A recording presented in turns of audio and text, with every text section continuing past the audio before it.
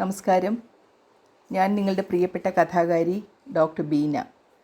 ഇന്ന് ഞാൻ നിങ്ങൾക്കായി ഒരുക്കിയിരിക്കുന്നത് താൻ പോരുമ എന്ന കഥയാണ്.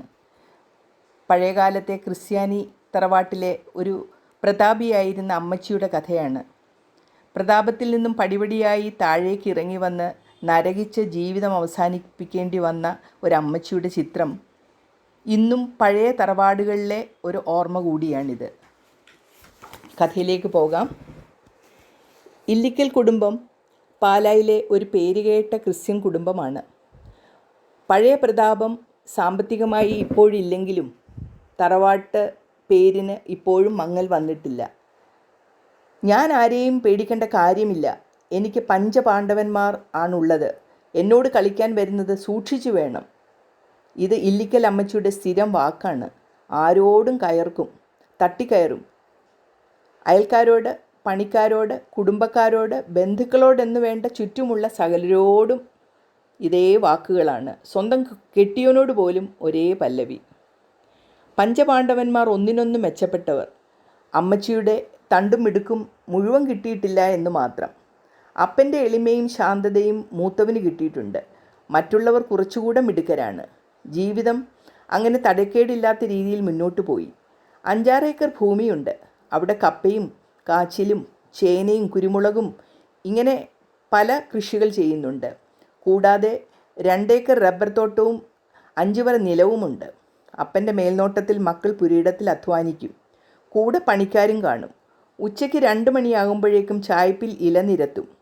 പണിക്കാരും അപ്പനും മക്കളും എല്ലാവരും ഒന്നിച്ചിരുന്ന് വിശദമായി ഊണ് കഴിക്കും. അടുക്കളപ്പണിക്ക് പെണ്ണുങ്ങൾ വേറെയുണ്ട്. അമ്മച്ചി എല്ലാത്തിനും മേൽനോട്ടം വഹിക്കും. ഇതായിരുന്നു ഇല്ലിക്കൽ തറവാടിൻ്റെ ഒരു ചിത്രം. കാലങ്ങൾ കഴിഞ്ഞപ്പോൾ തങ്ങൾക്ക് യോജിച്ച ഓരോ കുടുംബങ്ങളിൽ നിന്നും മക്കൾ കല്യാണം കഴിച്ചു. ആദ്യമൊക്കെ ഒരുമിച്ചായിരുന്നു. പിന്നെ പതുക്കെ വീട് വെച്ച് ഓരോരുത്തരായി മാറി താമസിച്ചു. ഇളവൻ തോമസ് കുട്ടിയും ലീലാമ്മയും കുടുംബത്ത് അപ്പൻ്റെയും അമ്മച്ചിയുടെയും കൂടെ താമസിക്കാൻ തുടങ്ങി. പ്രായത്തിൻ്റെ അവശതയും അമ്മയും അപ്പനെയും തൊട്ട് കഴിഞ്ഞിരുന്നു. എങ്കിലും അമ്മച്ചി ഒപ്പം ഒട്ടും വിട്ടുകൊടുത്തിരുന്നില്ല. അറയുടെയും നിലയുടെയും എല്ലാം താക്കോൽ കൂട്ട അമ്മച്ചിയുടെ അരയിൽ തന്നെയാണ് ഇപ്പോഴും. അതിനെ തുടർന്നുള്ള മുറുമുറുപ്പുകൾ അമ്മായിയമ്മയ്ക്കും മരുമോൾക്കും ഇടയിൽ ചെറുതായി മണക്കാറുണ്ട്. പെട്ടെന്നൊരു ദിവസം അപ്പന് കട്ടിലിൽ നിന്നും എണീക്കാൻ ശ്രമിച്ചിട്ട് പറ്റുന്നില്ല. അമ്മച്ചിയെ വിളിക്കാൻ നോക്കിയിട്ട് അതും കഴിയുന്നില്ല. ചായ കുടിക്കാൻ എണീക്കാതായപ്പോൾ ആണറിയുന്നത് അപ്പന് മസ്തിഷ്കാഘാതം വന്നിരിക്കുന്നു.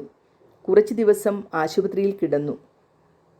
പിന്നെ അപ്പൻ്റെ ശവശരീരമാണ് വീട്ടിൽ കൊണ്ടുവന്നത്. അപ്പൻ പോയത് അമ്മച്ചിക്ക് വല്ലാത്തൊരു ക്ഷീണമായി. എങ്കിലും കുറച്ചുനാൾ കൊണ്ട് അമ്മച്ചി പൂർവാധികം ശക്തിയോട് തിരിച്ചു വന്നു. മാത്രമല്ല, ആ തിരിച്ചുവരവ് കുടുംബ ബന്ധങ്ങൾ ശിഥിലമാക്കാനും തുടങ്ങി. ഇപ്പോഴും താൻ ശക്തയാണെന്ന് കാണിക്കാനുള്ള ഒരു തത്രപ്പാടിലായിരുന്നു അമ്മച്ചി. അത് മനസ്സിലാക്കി പെരുമാറാൻ മറ്റുള്ളവർക്കും സാധിച്ചില്ല. അതുതന്നെ ദുഃഖകരം. തോമസ് കുട്ടി എത്ര ശ്രമിച്ചിട്ടും ലീലാമ്മയെ സാന്ത്വനിപ്പിക്കാൻ കഴിഞ്ഞില്ല. അമ്മച്ചി അവളെ ഒരിക്കൽ മച്ചി എന്ന് വിളിച്ചു. ഏതോ കാര്യത്തിന് ദേഷ്യപ്പെട്ടപ്പോൾ ലീലാമ്മയുടെ വായടപ്പിക്കാൻ പ്രയോഗിച്ചതാണ്. ലീലാമ്മ പെട്ടിയുമെടുത്ത് പോകാനിറങ്ങി. തോമസ് കുട്ടി ചെകുത്താനും കടലിനും ഇടയിലായി. ഒടുവിൽ അയാൾ അമ്മച്ചിയെ ആദ്യം വഴക്കു പറഞ്ഞു. എന്താ നീ ഇത്ര വളർന്നോ? ഒരു നിമിഷം ഞാൻ ഇനി ഈ വീട്ടിൽ നിൽക്കുകയില്ല. എനിക്ക് വേറെയുമുണ്ട് 4 മക്കൾ. ഇതും പറഞ്ഞ് അമ്മച്ചി വണ്ടി വിളിച്ച് അടുത്ത് തന്നെയുള്ള രണ്ടാമൻ്റെ വീട്ടിലേക്ക് പോയി. അമ്മച്ചി അവിടെ എത്തുന്നതിന് മുമ്പ് തന്നെ ലീലാമ്മ ചേട്ടത്തിയോട് കാര്യങ്ങളൊക്കെ ധരിപ്പിച്ചു കഴിഞ്ഞിരുന്നു. ചെന്നപാടെ അമ്മച്ചി ലീലാമ്മയുടെ കുറ്റങ്ങളും കുറവുകളും മരുമകളോട് വിവരിക്കാൻ തുടങ്ങി. അവളൊന്നും അറിയാത്ത പോലെ നാടകം കളിച്ചു. സാരമില്ല അമ്മച്ചി, വല്ലതും കഴിച്ചോ എന്ന് ചോദിച്ചു. മോളെ, മനസമാധാനം ഉണ്ടെങ്കിലല്ലേ വല്ലതും തൊണ്ടക്കുഴിയിൽ നിന്ന് ഇറങ്ങൂ എന്നവർ പരിതപിച്ചു. ഒരാഴ്ച കഴിഞ്ഞില്ല, ചെറിയ ചെറിയ പ്രശ്നങ്ങൾ പൊന്തിവരാൻ തുടങ്ങി. അവരുടെ മോൻ TV-യിൽ ഉറക്ക പാട്ട് വെക്കുന്നു. ഒച്ചയും ബഹളവും കൊണ്ട് കിടന്നുറങ്ങാൻ പറ്റുന്നില്ല. മക്കളെ മര്യാദയ്ക്ക് വളർത്തണം. ചൊല്ലുവിളിയില്ലാതെ വളർത്തിയാൽ വിവരമറിയും. എല്ലാത്തിനും ഇടയ്ക്ക് സൈഡ് നിൽക്കാൻ അപ്പനും അമ്മയ്ക്കും നട്ടല് വളയുകയും ചെയ്യുന്നു. അനുസരണം കെട്ടതുങ്ങൾ. ഞാനും 5 പുലിക്കുട്ടികളെ അന്തസ്സായിട്ട് വളർത്തിയതാണ്. ഇങ്ങനെ തുടങ്ങി അമ്മച്ചിയുടെ ദേഷ്യം. അങ്ങനെ ഒടുവിൽ കൊച്ചും മോനുമായിട്ട് അമ്മച്ചി പ്രശ്നം തുടങ്ങി. അത് മരുമകളെയും മുഷിപ്പിച്ചു. മകൻ കഴിയുന്നതും ഇടപെടാതൊക്കെ നോക്കി. പക്ഷേ നിർവാഹമില്ല. അമ്മച്ചി ഇപ്പോഴത്തെ കാലം പഴയതുപോലെ അല്ല എന്ന് തുടങ്ങിയപ്പോഴേ അമ്മച്ചി കലിതുള്ളി പെട്ടിയെടുത്തു. വണ്ടി നീ വിളിക്കുന്നോ അതോ ഞാൻ വിളിക്കണോ? അവരുടെ ഒരൊറ്റ ചോദ്യം. അങ്ങനെ കുറച്ചകലെ താമസിക്കുന്ന മൂന്നാമൻ്റെ വീട്ടിലെത്തി. അവിടെയും കാര്യങ്ങൾ അത്ര ശുഭകരമായിരുന്നില്ല. സ്വതവേ മടിച്ചിയായ മരുമകൾ ദിവസവും മാസങ്ങളും ഫ്രിഡ്ജിൽ വെച്ച സാധനങ്ങളാണ് എല്ലാവർക്കും കൊടുക്കുന്നത്. അതിൽ ഭർത്താവിനോ മക്കൾക്കോ പരിഭവമില്ല. അമ്മച്ചി ചെന്നതോടെ വീട്ടിൽ ഭക്ഷണം ഒരു പ്രശ്നമായി. എനിക്ക് വയറ്റിന് പിടിക്കുന്നില്ല, ഛർദി വരുന്നു, വളിച്ചതും പുളിച്ചതും പഴയതും ഒന്നും ഞാൻ തിന്ന് ശീലിച്ചിട്ടില്ല. ഇപ്പോഴത്തെ ഓരോ പെങ്കോന്തന്മാർക്ക് ഇതൊന്നും കുഴപ്പവുമില്ല.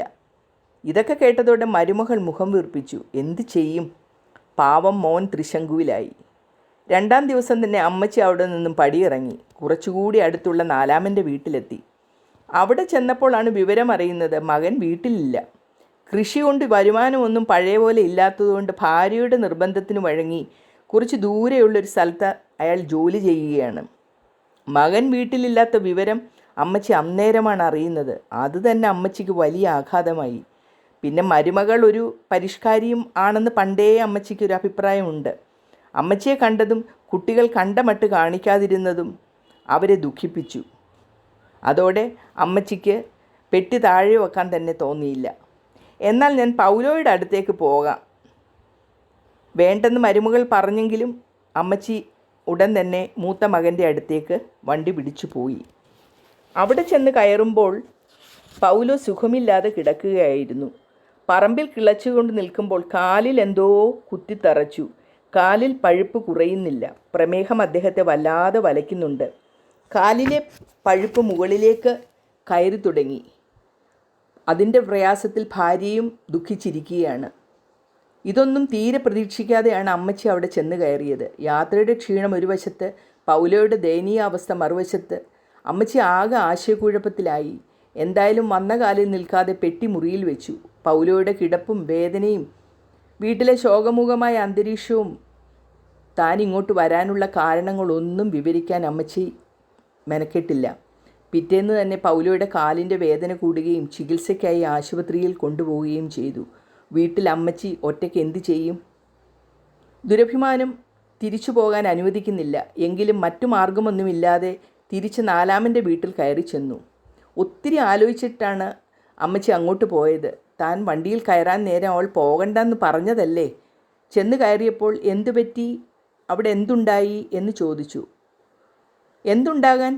നീ പോകണ്ടെന്ന് പറഞ്ഞതല്ലേ എന്ന് ഓർത്തിട്ട് തിരിച്ചു വന്നതാണ്, അത്രേ ഉള്ളൂ. ഇത് കേട്ട് മരുമകൾ മുഖത്തൊരു ചിരി വരുത്തിയെന്ന് മാത്രം. അങ്ങനെ കുറേ നാൾ വഴക്കടിച്ചും മുറുമുറുത്തും അവിടെയും നിന്നു. സഹികെട്ട് അടുത്ത വീട്ടിലേക്ക് മാറി. വീണ്ടും പെട്ടിയുമായി അഴയനടുത്ത വീട്ടിലേക്ക്. ഇങ്ങനെ തുടർന്നുകൊണ്ടേയിരുന്നു.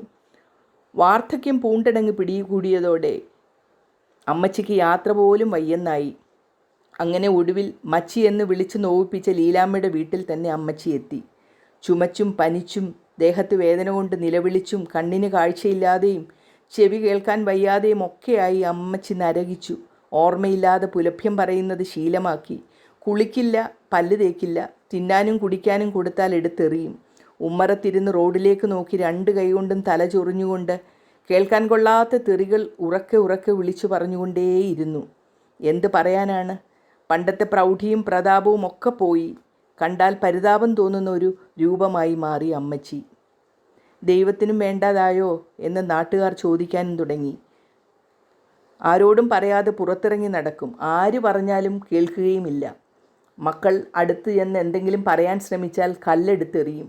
ഒടുവിലൊരു ദിവസം റോഡിൽ കൂടി പിച്ചും പേയും പറഞ്ഞ് നടക്കുമ്പോൾ ചീറിപ്പാഞ്ഞു വന്ന ഒരു വണ്ടി അമ്മച്ചിയുടെ കാലനായി മാറി. കഷ്ടം, അതല്ലേ യോഗം. എൻ്റെ കഥ ഇഷ്ടമായോ? ഈ കഥ ഇഷ്ടമായെങ്കിൽ ലൈക്കും കമൻറ്റും ഇടാൻ മറക്കരുത്. ആദ്യമായിട്ടാണ് ഈ ചാനൽ കാണുന്നതെങ്കിൽ സബ്സ്ക്രൈബ് ചെയ്ത് ബെല്ലൈക്കണിൽ ഓൾ എന്ന ഓപ്ഷൻ ഇടുമല്ലോ. ഇനി പുതിയൊരു കഥയുമായി അടുത്ത എപ്പിസോഡിൽ കാണാം. അതുവരെയും നന്ദി.